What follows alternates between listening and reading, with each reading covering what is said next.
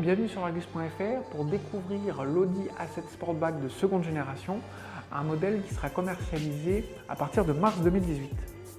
La nouvelle Audi A7 Sportback conserve la dimension du modèle actuel, à savoir une longueur de 4,97 m.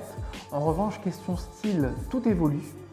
À l'avant, la calandre est beaucoup plus large, elle est plus basse. Ça, c'est pour des raisons de sécurité en fait, et aussi d'aérodynamisme.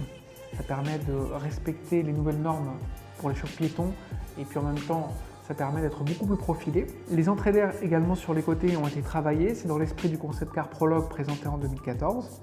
La signature lumineuse est également très ouvragée avec des segments verticaux qui présentent la nouvelle signature d'Audi. On va le voir également à l'arrière avec un très grand bandeau lumineux qui traverse toute la partie arrière de manière horizontale.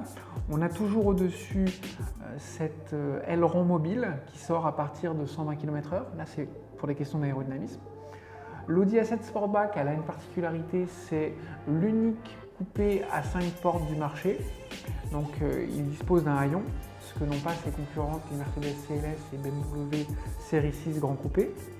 La principale innovation, elle se situe à bord, avec cette planche de bord qui recèle 3 afficheurs différents. Donc on a le Virtual Cockpit devant le conducteur avec une nouvelle génération. C'est une résolution augmentée, c'est un écran de 12,3 pouces.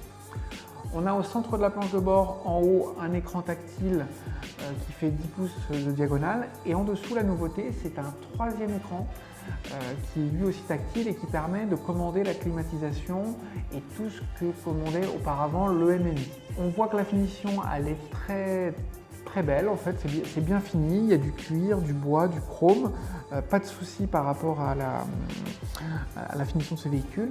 Et puis, aux places arrière, c'est un véhicule dans lequel il faudra voyager plutôt à 4 qu'à 5 parce que la place centrale, elle reste quand même assez mesurée. Nous, on vous dit à très bientôt sur l'Argus.fr, sur notre chaîne YouTube et sur les réseaux sociaux.